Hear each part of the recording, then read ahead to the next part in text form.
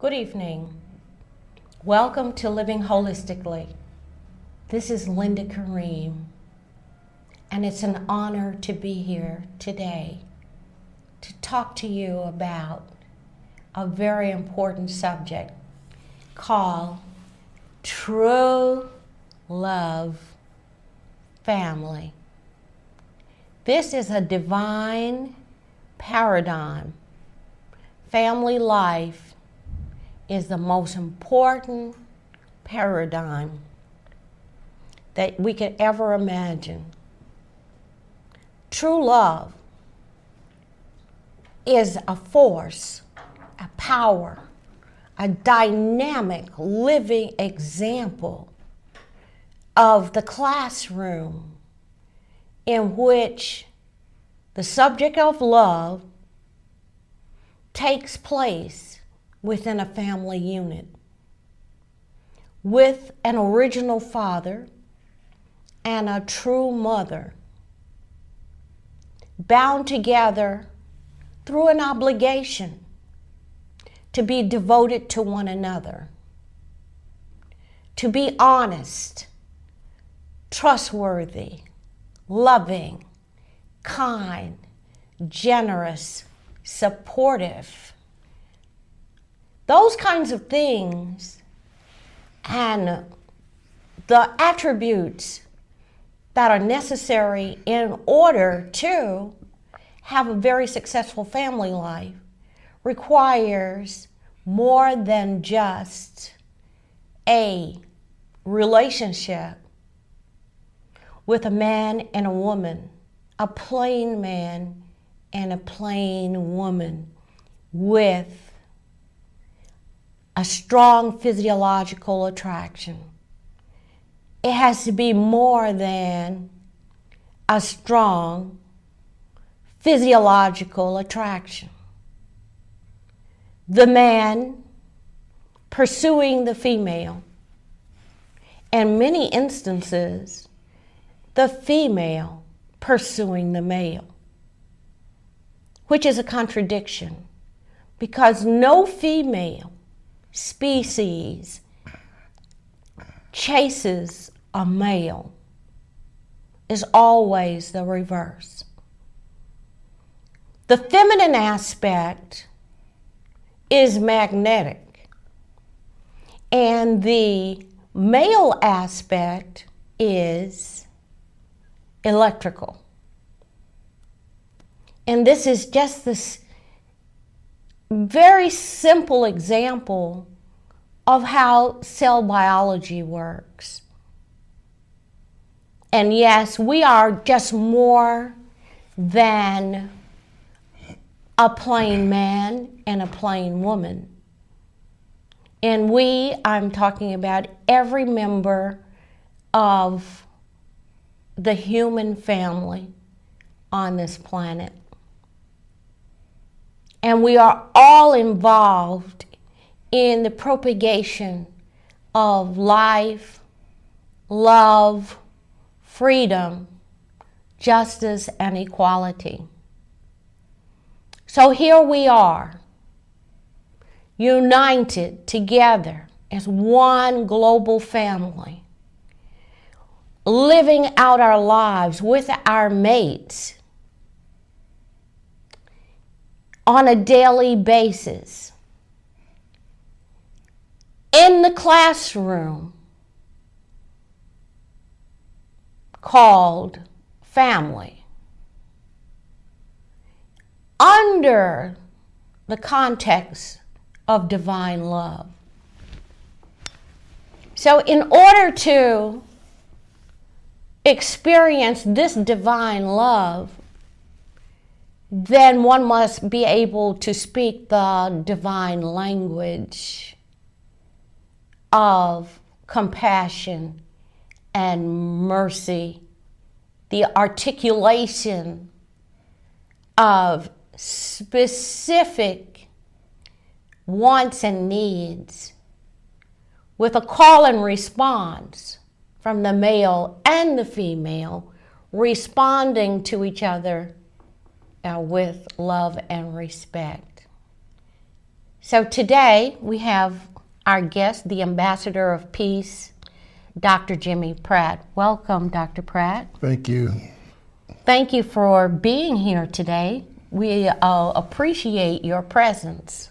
Well, thank you very much. I'd like to ask you a question about respect. What are your views on self-respect? Well, in order to gain respect, you have to give respect. So if you give respect, you will, in return, get respect. And that's the way it should be. Mm-hmm. So the respect that a man has for a woman is it the same as the respect that a woman has for a man? I would say yes. Someone called me already. They must have saw me here. But yes, it would be the same. I think that if a man is truthful to his mate, and his mate is being truthful to him, then everything should be okay. So what is your definition of respect? Being kind, truthful, generous. As a man, we are more generous as far as taking our female out on a date. We usually get out the car and we're open the door, and that's showing a sign of respect. Being respectful to their feelings, and then again back to truthful. You want to be true and not lie to your partner or to anybody as far as that's concerned. You want to be, in order to get respect, you have to earn that respect, in other words. I think that's a very good response. I looked at the history of the development of languages just this past week, and I found something very fascinating. Can I share it with you? Certainly. I found that there are some African languages that didn't have a word for lie, that didn't have a word for cheat, stealing, manipulation, unfairness. Can you imagine that? Yes, I can. Back during that time, until they were overran, I would say, by the Europeans. Mm-hmm. They was taught that to lie. They didn't wear clothing. They walked around. They was just as bare as they were when God created man and when He created woman. So they just had on their skin suit. They had their skin suit on. All right. They was they wasn't embarrassed by their body, and there was a lot of rules. You couldn't touch a woman unless she was yours. And you couldn't look at the mother or the sister or the aunt in a certain derogatory way. Right. Otherwise, there would be consequences for that kind of behavior. That's right. And so I think that what happened after the European invasion, and then people put clothes on, they were told that they were what? What's the word? Naked. The N-word. It was naked. Called the naked. Yeah. They said, you're naked. Can you imagine that? A spirit, a divine spirit with a body on. Mm-hmm. God clothed us in flesh. That was our clothing. And if you're in a tropical environment, and I mean tropical, where the temperature is always in the upper 80s, mm-hmm. Right? Right. And you didn't have laundry to do. Well, that's true. Right? You didn't have to buy any. You just had to wash your body. But it's amusing how now societies have rules about putting clothes on and taking clothes off. There are different rules, right? Yes. All right. So what is the message that a woman sends to a male today when she shows her breasts and wear tight clothes and very short skirts? Well, it's showing the male that maybe a particular male, it may not be you, so you have to be very careful about that, and especially in the workplace. If they're walking around with a short skirt on or a low-cut blouse, they're saying, I'm available, because, you know, they want to attract a certain male or get attention from the male species. Right. This can be conscious or unconscious, isn't that true? Yes and no. I mean, you know, it's could be, or it could be the way you was born, or the way you was raised. If your parents walked around a certain way, then you have no guidelines or no shame, or this is the way it should be, this is the way I should be dressed. And if you say something about it, you might get, you know, get the wrong idea, or they might look at you the wrong way, or they might say something to you in a negative way. Because I've noticed on the internet where there are a lot of young women who are posing. Yes, they exploit themselves. Exploitation. They're exploiting themselves. Yeah. So they're trying to attract a certain male. They want to, it's a dating site. Oh, and so they do this so that they can. It's intentional. It's intentional. Yes. But it seems like the girls are getting younger and younger. They are, and you have to be very careful when you're roaming around on those sites, because you could get in trouble. Somebody's watching you. If they're underage, you could get yourself in some serious trouble. The best way to stay out of trouble is not to look at them, because it's enough. Excuse me. There's enough females out here without having to go on a website or web page in order to get one. You're talking about acquisition. The thing that I'm really concerned about is the underage girls. Yeah. Who are overly developed because of the dietary and the ingestion of certain foods that cause their hormones to stimulate body growth. You know, so a 14-year-old could have a body of a 25-year-old woman. And there's nobody to know. There's no way of telling. That there's this person is 14 years old. I think that in a family, when you have young female daughters, then a true family has these rules set up to prevent the exploitation of their female daughters by setting up rules, these rules that we were talking about at first. Those rules look like... Well, you have to have rules in your family. You got your wife, your husband, then you have your children. If your husband and wife has been a true father, true mother, the way God intended for it to be, and your child will look up to their parents for guardians. Because the parents will model the behavior, you know, not unless there are other models that come in that overlay the initial model that's set up, you know, by God.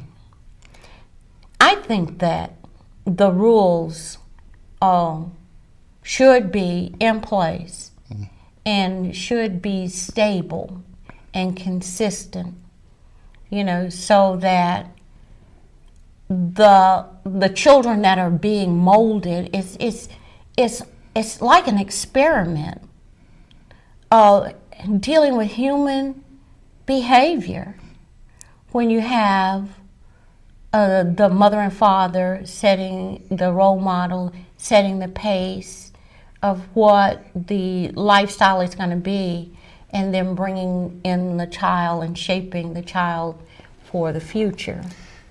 Yes, in the earlier days, during my time, when I was young, when I was a boy, I think it was different then than it is now, and it was a lot easier because your family was not just your mother and your father, but your aunts and your uncles, and everybody was right there. It was a close-knitted family. I was born in the country, and a lot of times we stayed right there in the same house or right in the same general vicinity. And your child grows up to the age of 6. Your mother can teach that child, and your father can teach that child up until they get to that age. But once they get there, it's almost like the school system, it takes over. And then they're exposed to a lot of different personalities from other children, ones that are good kids and ones that wasn't raised quite the same way.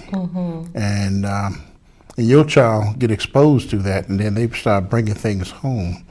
And then you have to kind of redirect them and bring them back into the proper alignment, the way that you want your child to be raised. But, isn't it true that it takes a village to raise a child? It takes a village. So I know that my aunts and uncles, and they had the authority to correct any child that was out of order. They had the freedom to do that. Yes. And it's the same with me. So do you think that that was effective? It was effective. It's more effective then than it is now. It's almost like the government takes over your child when they go to school. It takes and they bring them up the way that they want them to be raised. Do you think that that's a reality, or is it an assumption? I think it's a reality. A child should be raised and taught by their mother a little bit longer, I think, than up until the age of 6. They should go maybe a little bit further, so the mother can have a little bit more control over their children. But the government have taken control, and you see what's happening to our kids out in the street today. They own drugs, they're shooting each other in school, they're doing all kinds of different things out there to each other. Can we separate those two ideas? All right. What's going on in school should be just academic learning, developing skills, being properly socialized. Right. Then you brought up the street. So there are two different schools. Yes. There's the school of the house, right? And your first school. Right. Then there's the school of the educational system that's set up. Right? For literacy. Now, they don't teach morality in school. Okay. They don't teach right and wrong. Moral standards, yes. Right? They don't teach you to be a good moral person. They expect you to have some discipline and some self-control. Right. And that should come from home, the first school. And so, what happens in the street? Well, I mean, you have a lot of different things going on in the school system and what's going on in the streets. You see what's happening. You got kids now, younger and younger. They're dropping out of school, and they're going back to school, and they're pulling those other kids into their domain and trying to teach them their way of living. And so your child is exposed to this every day. When they go to school, they see these things, and then most time they're afraid to say anything because they could be in the line of fire. So they won't say nothing. They just kind of go along with the program. And then they grow up in an environment that, and they get grown before they're grown. They get exposed to negative things. Right. Before they have an opportunity to grow and develop more self-control and more discipline. They're still immature. They're still a child. Right. So it's very easy for Satan to ease in. You use the S word. Satan or Lucifer or Satan You to use come the in L word. and do the same thing to your children that Satan did. Satan did to Eve, because she was immature. Adam was immature. He was out there throwing rocks, while Satan was convincing her to do the things that he wanted her to do. So it didn't just start today. This has been going on since the beginning of time, and it kind of trickled its way on down to now. You have hatred, you have jealousy, and all that in the school system. And so if your kid is jealous of my kid, of course something's going to happen, some kind of friction at some point. Let's separate all of these things, because you're talking about the original home, the true love, The way God intended for it to be. the family. Right. That's the perfect model. Right. Right? That model should be transferable to the school system. And it should be. That if every kid was raised the way God intended for them to be, God, when he created this earth and put man on it, man and woman, he created a true family, a true husband, a true wife, children that follow the orders of their parents. And it just supposed to trickle right on down to us. But what happened at the fall of man, he created that. It took all that away from us. So we inherit the sins of our forefathers. So I'm trying to get clarity with this. The original model is stable, where you have trust, respect, honor, dignity. You have all those components. And they're not transferable to a kindergarten classroom? Well, we get the good. We have good in us, and we all have good in us. We all have had bad in us. But then if we are taught the right way at home, we hope that our kids go out and they learn and they do what we taught them to do. But they're so young and they're so gullible, I guess that's the word we use, and it's very easy to persuade them, because they are immature, to go the wrong way. I know we all want our children to do good. We want them to be good. We want them to do good. And so we try to teach them the right way to do it. So the interaction with parents who are raising children and they're not in true love, what does that look like? Well, you still got the streets. You still got the streets. So where the one parent doesn't respect the other parent? I think it goes back to, it's the lineage. I mean, because we're the same age, and this parents over here, they're the same age, but of course we receive all the goodness of our divine one in us, meaning that we know when we are right. We all know right from wrong. Mm-hmm. We all know that. We know when we're doing wrong, and we know when we're right. Mm-hmm. And so when we're wrong, something right here in your solar plex, it tells you that you're wrong. Mm-hmm. But sometimes people do wrong so often, and they do the same thing over and over again, that they don't even feel like they're doing something wrong. But see, you got to realize it's two people talking. You got Christ, and you got God, you got Satan, right? So you got to realize who's talking. Okay, so when you're doing something wrong, and then whether you're doing something right, and something telling you not to do it, you know when not to do it when you should. So parents who argue in front of their children, those children imitate the behavior of their parents and take that behavior into the community. Yes. Okay.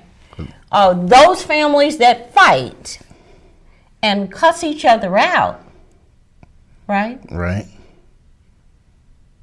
The children take this behavior and repeat it in the community. It's repeated. Right. Right. And so at some point, can I tell you a story? Sure. There was this man who became a very, very conscientious father. But there was something that he did every day when he came home from work.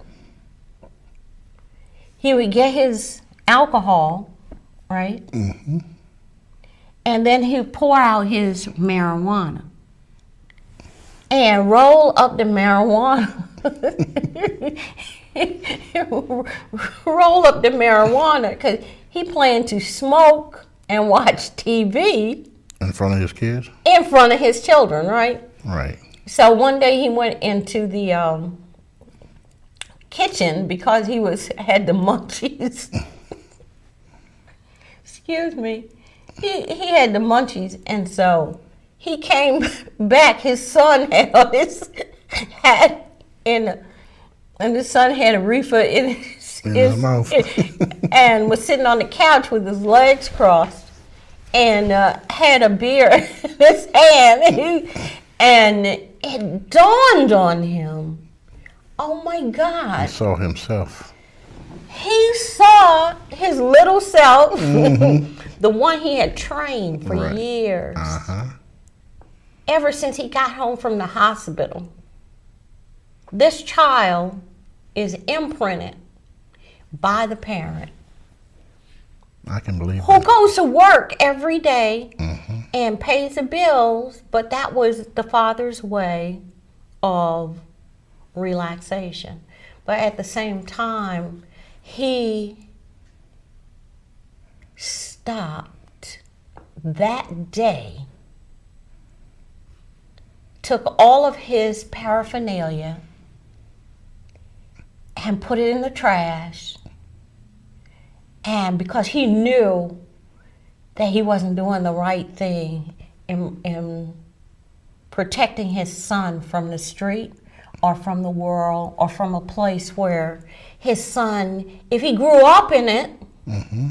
and practiced it every day, right. this child would not know that this was not the best way to go. And this is not the best lifestyle. But his father showed him this way. And so children they actually cherish every movement that you make, every reflection, every nuance. They repeat your behavior. They certainly do. If you, at some point, you got to break those bad habits. Because you're the child today, and tomorrow you might be a father, and you want to teach your child. You don't want to see your child. You can imagine what God thought when he looked down and he saw what was happening to his children, and we all are part of God's children. So when he looked down, he see us doing bad things. You can imagine how he feel. It hurts him to see us being taken advantage of. Because Satan does it to us all the time. He takes advantage of us. And God will sit there and he watches it. But see, we have free will and he won't interfere. And we ask that question, why don't God just wipe it out? Because we know he can. But he gave man free will, and so he leave it alone. He give us a chance to straighten it out ourselves. Who is Free Willy? Free Willy, yeah. Free Willy is, it's just. We understand that, but we get the chance to do what we want to do, but then we want to make sure that we're doing the right thing. And when we see our child starting to imitate us, we have to stand back and check ourselves. Mm-hmm. And sometimes it takes that for a wake-up call to realize that, hey, what am I doing? Look at my child sitting over there drinking that beer and smoking that's marijuana. Or a cigarette. Or a cigarette, as far as that goes. Right. Yeah, or watching porn. Watching porn. And they will do the same thing that you're doing. They will do it. They would do it even better. Right.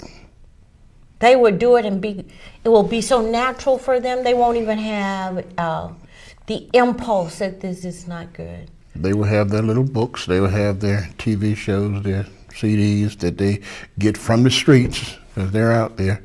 Mm-hmm. They have the same thing. They can get the same thing that you can get. The age does not matter nowadays because it's out there. So we have to make sure that our kids are doing the right thing, that we're doing the right thing, and that we're exposing our kids to good habits. All right, so I'm looking at this respect issue. How can we boost the morale of our family and gain the respect of our children? Well, when we get home, we have to do family things. We can't just, I know it's hard nowadays with the way things are in the world. Everybody's working, so we spend less time with the child. The child is in school more, and they spend more time in school than they spend with their own parents. But we have to find the time to do family things. We have to be able to go out with our children, go to King's Dominion if we have to, go to the park, have the picnic, go to church, do things that they enjoy doing as well. Mm-hmm. We have to do person-centered. Again, find out what they enjoy, what they like to do, mm-hmm. and then we all, as a family, mm-hmm. we just throw it all in a hat, and then we choose. This is around person-centered training. I think that person-centered training is finding out what's good for what is good for them, what they like, and what is good for them. It could be just for maybe the father. The father. Right. It's not what's good for me. It's what's good for the kids. What the kids like. For the whole family. For the whole family. Right. Good of all. Right. But there are activities like fishing. Fishing, boating. Boating. It doesn't sound like it's very exciting. You don't get hyped up. Right. Right. But it's very calming. It's very calming. Right. And you begin to communicate with your children. If your children are always in the iPhone or the Android or the smartphone, they're not talking to you. Right. You're no longer the authority. And that's true. Right. So at some point, we have to maybe have timeouts for the phones. We'll put them aside and we'll have family time. Mm-hmm. And a lot of times back in my time or back in the old days, when we all sit down for dinner, mm-hmm. we had family time. We enjoyed each other. We talked about what happened during the day, because if I didn't work with you, a lot of time we worked together because we worked out in the fields, and we'd come in and we'd sit at the table. But the ones that didn't work in the field, they would all make it home because mm-hmm. they want to eat dinner and they want to sit down and want to find out about our day. And we sit there, and then we didn't have television, and we didn't have all the things that we had now. You didn't have television?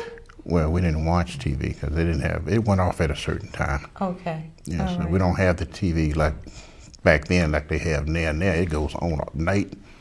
Mm-hmm. All night. You can sit there and watch a show, and any kind of show, and you think you got a nice show that you can sit down and watch it with your family, and then all of a sudden, guess what? Here go porno again. The commercials advertising sex. So you have to be very careful what you let your child watch. That's true. So when you sit down, maybe you can do something as a family. Mm-hmm. Maybe learn music or something that your child like to do. Play chess. Play chess. Mm-hmm. Yeah, I like chess. I love chess. Mm-hmm. Mm-hmm. Oh, we just bought drums, and so we have drumming night so that we can get harmonized. With mm-hmm. being on the same beat. Mm-hmm. But can I offer one pointer? When the mother comes home from a long day's work, or the father comes home from a long day's work, or your child comes home into the door and there's no one to greet them, and then nobody looks up, nobody says, "Hey, I'm glad to see you. Hi, give me a hug. Oh my goodness, I love you." The child or the husband just walks in. There's nobody, there's no greeter. There's no family greeter to make sure that person, is wanted, is recognized, and accepted into the family. I think the first 90 seconds is the contributing factor when someone comes home, whether or not the energy will be high and loving or low and dull.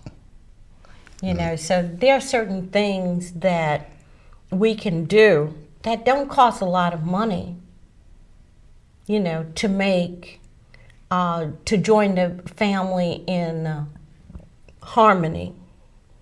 Or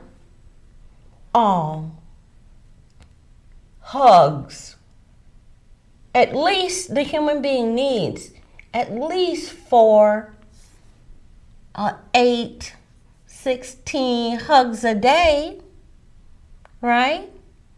That keeps you in a hormonal balance and harmony. And the human being loves to be talked to, handheld, or your arm put on someone's shoulder, and eye contact. All of these things are important for respect, right? That's right. Okay, because one of the examples of maintaining respect is maintaining that eye contact, right? That's correct. That eye contact is very, very important. Very important. And when you, I heard someone was telling me that this child hit a woman. She was 80-some years old. And I was like, whoa, I can't believe that. But then in this day and time, anything could happen. I mean, you know, sometimes you have to give respect in order to get respect too. But then I was always taught you don't say nothing back to your elders. You don't put your hands on them. They may not be the one come after you, but see, now you cannot even spank your child and correct them, because you could go to jail. If you spank your child, you could go to jail. But you know, you have to sit down and you can talk to your child in a respectful way and let them know right from wrong. But you have to start from the beginning. You have to develop a relationship. Right, from the beginning. Right. And I can't sit, if I sit there and look at my son, and he's just as big as I am now, and start to mouthing off at him, at some point, I push him in a corner, he's gonna come out.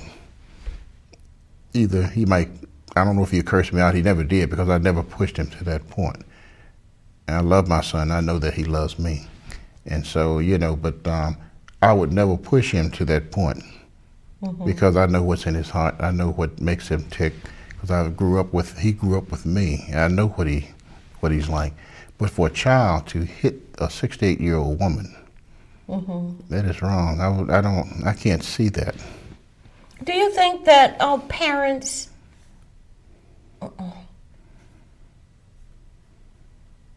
abuse children? Well, I can see, yes, I think they do abuse children. Parents abuse children, aunts, uncles, the children get abused in many ways, many different ways. And it's a lot of things kept secret.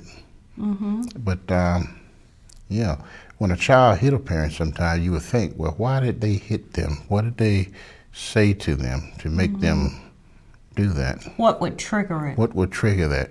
Now, it may not have been the person, the older person, but it could have been something that happened earlier. And there was just one more thing in my day that made me get to the point where I want to lash out at somebody. And of course, everybody has feelings, but then at some point we need to have some kind of self-control, whether we 10 years old or whether we are 68 years old. So you're not giving that person an out. You know, I think it's very important to recognize that people need to own up to their behavior. Yes. Right? Yes, they need to be responsible. But responsibility, everybody has their own responsibility, and they need to be responsible for their own action.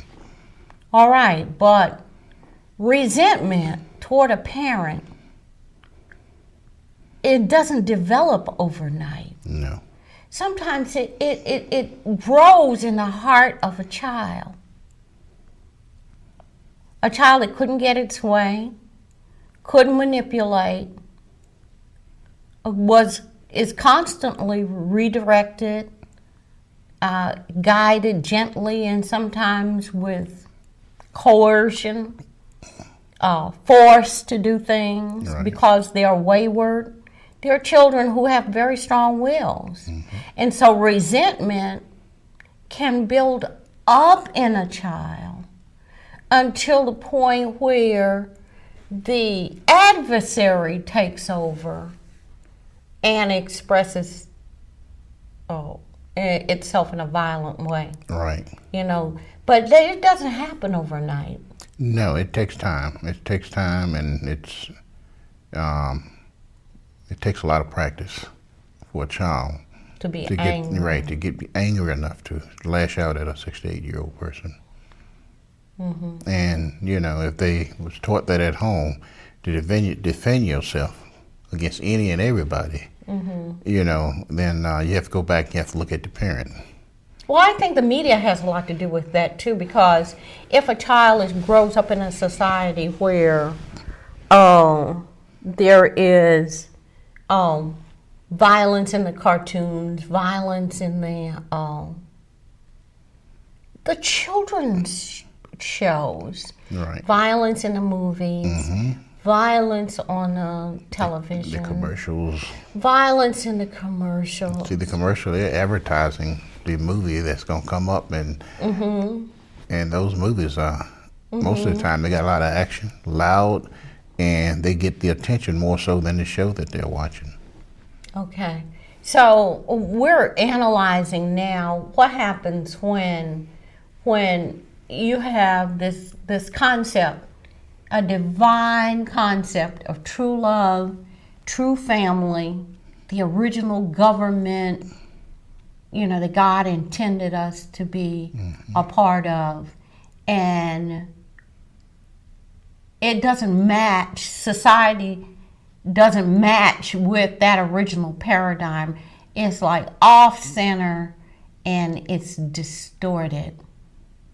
Those kind of distortions, if you're watching these distortions through the media every day, sometimes the average child has watched 10,000 deaths on television.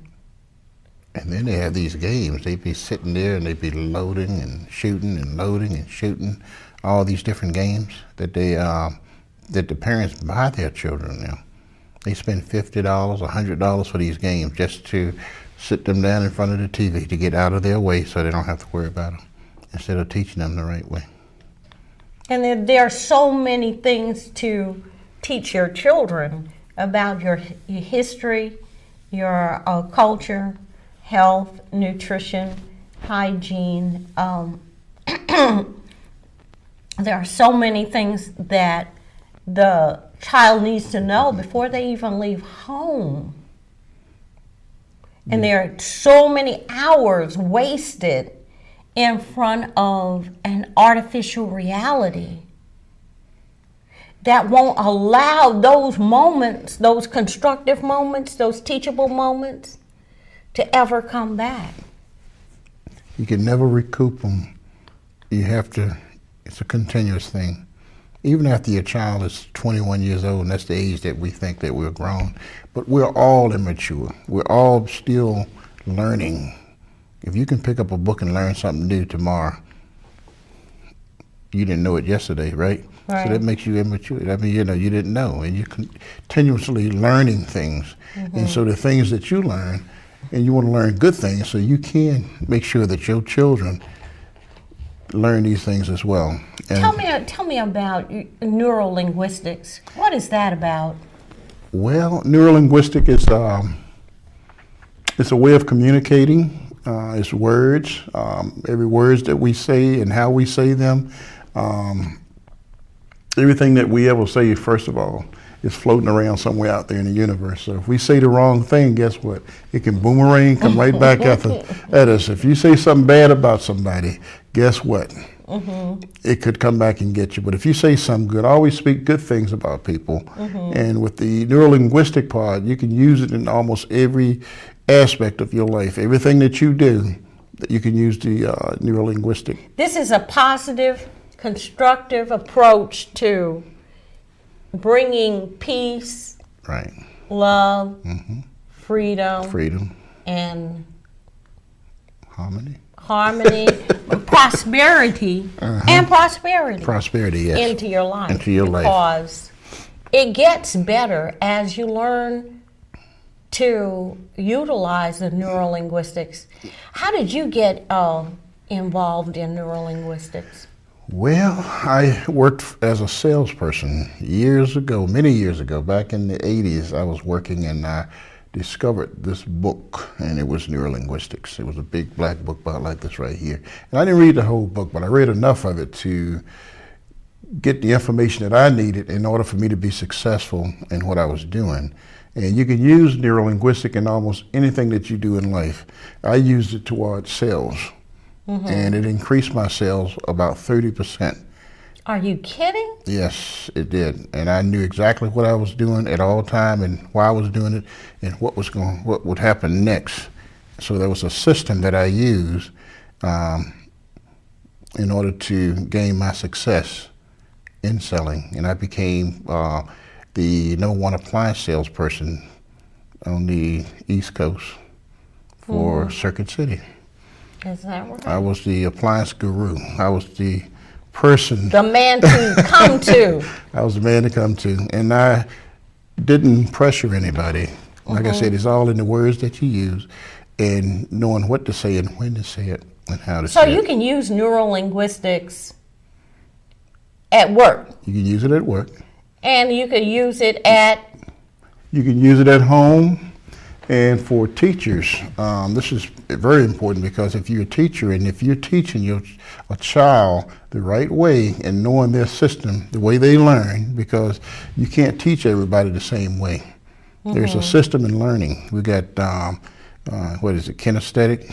You can help me out. You know a little bit about this. I know a lot about digital, it. You got audio digital people that learn a certain people who are way. geeks. Right, geeks. You know, they have one learning style. Some people learn by seeing, feeling, or touching, or, just one, Someone who's detail-oriented. Detail-oriented, yeah. You have to show it. Some people you have to show it to them in writing in order for them to catch it. They can't. You can't sit there and just tell them about it. You have to show it to them. You have to put it on paper, and you have to show it to them in order for them to learn. Otherwise, you might say, well, they're slow, and put them in the wrong, you misdiagnose them and put them in the wrong class.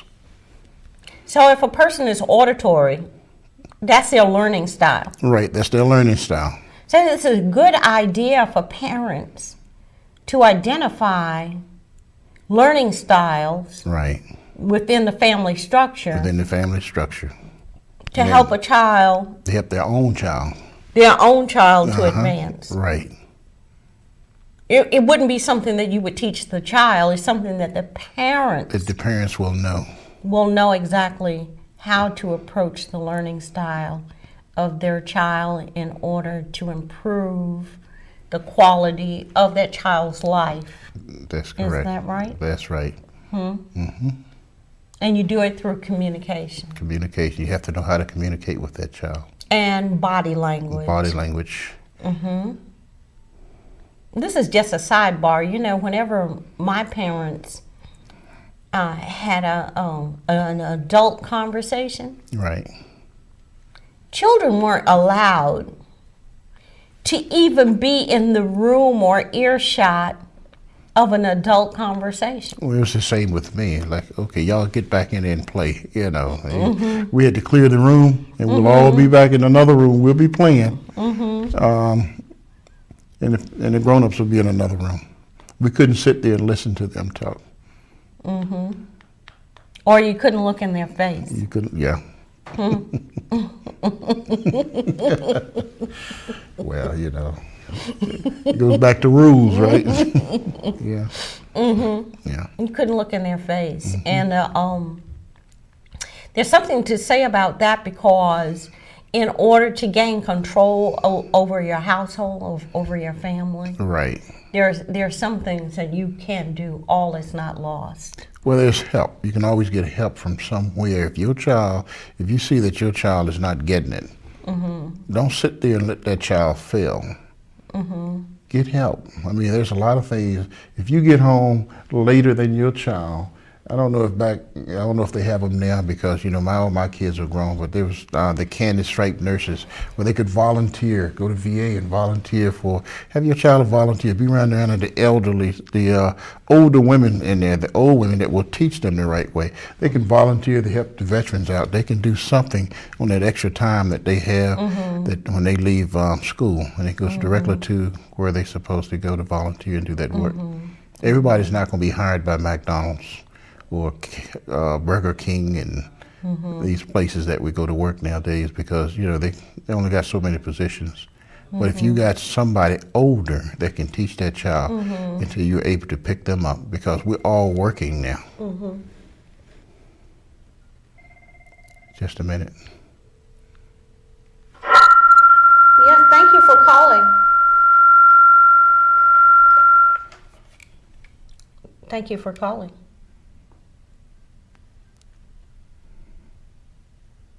Hello?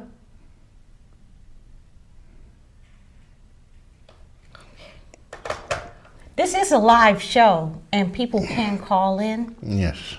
Yeah. So can you tell me more about the neurolinguistics?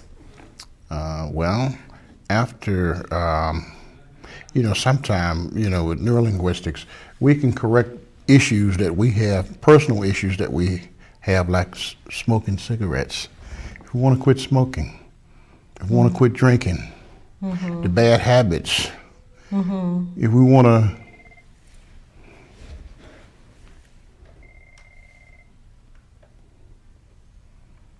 doing something wrong. Yeah, thank you for calling. Thank you for calling. Hi. Hi.